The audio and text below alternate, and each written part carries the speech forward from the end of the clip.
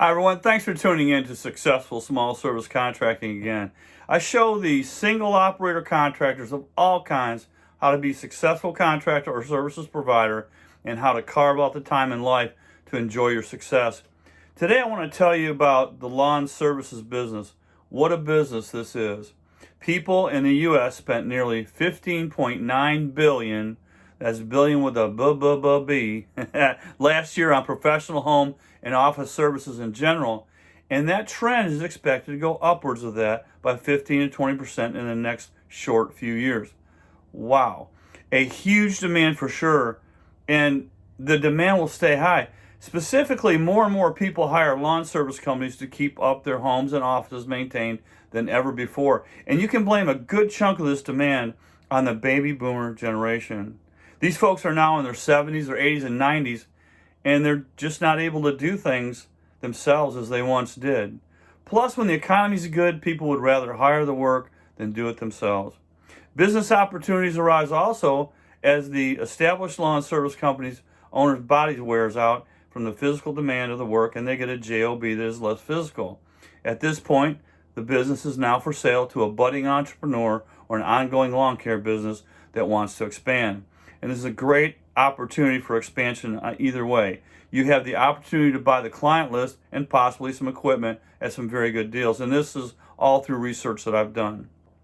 The other side of the coin is many new business owners don't take the time to find the proper way to price their work, and they find that they can make more money working for someone else. They get discouraged, and again, they go find a JOB. Well, there's another client list and equipment purchase for someone that wants to take care of it properly. They just simply haven't found the successful small service contracting way yet. The small investment versus huge profit potential and cash flow from monthly service contracts, is a powerful draw for many budding business owners to start and operate a lawn services business. And all you really need is relatively minimal business startup funding, an entrepreneurial spirit, and some basic equipment. There are many courses out there available teaching how to start a lawn services business, but they all miss one very important thing. They miss the fact that because lawn services is such a physical business, the body burnout of the owner factor is huge. It doesn't have to be that way. By using the concepts and ideas from successful small service contracting, you'll be making the money that you need to make to cover your salary, your overhead and profit, and have plenty left over at the end of the month. Plus, by properly utilizing my system to vet key subcontractors in areas to help where it's needed, the pressure is off of you physically. You'll still be physically in your business, of course, but you'll work smarter, not harder.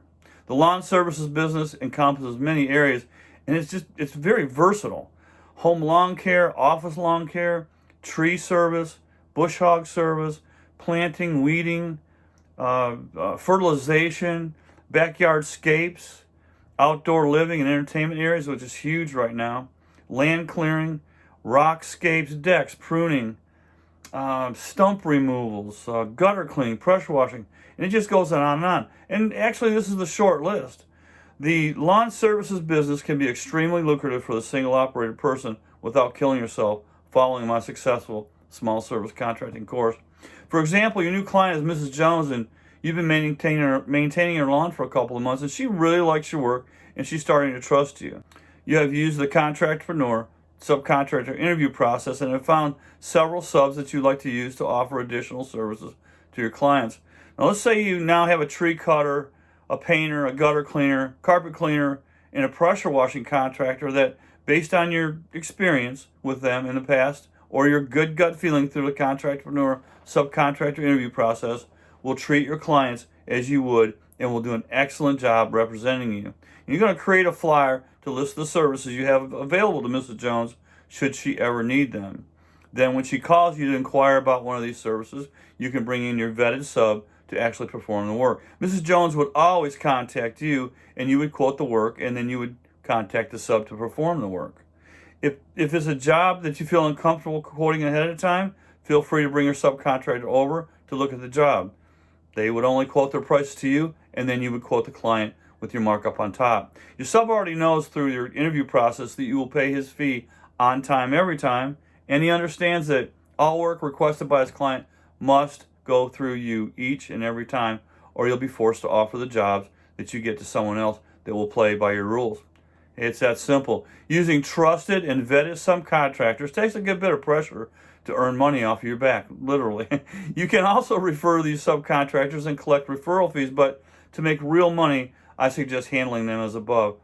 Another mistake I see in other information is about getting started in lawn services business pricing.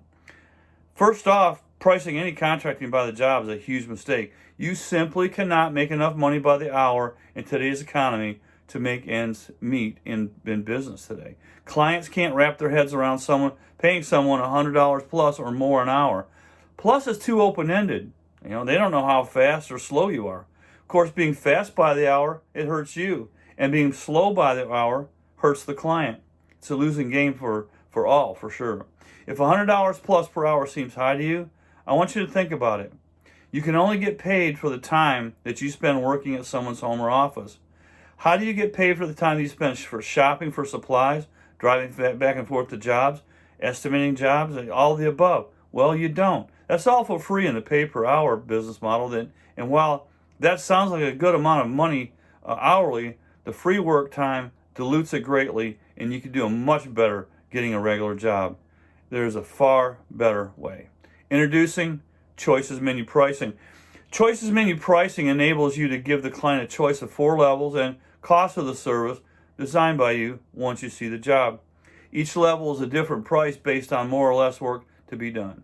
As you look at the work, question the potential client of what part of the service you are quoting that is the most important to him or her based on their budget, their tastes, and their wants.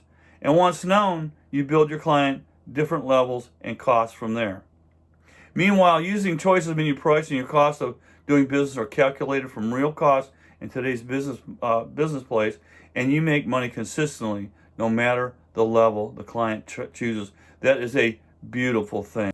Thanks for being here today, and please keep in mind, I'll be glad to help you any way I can. Anything I've mentioned here today is in the comments below, and just let me know how I can help, okay? Take care. Bye.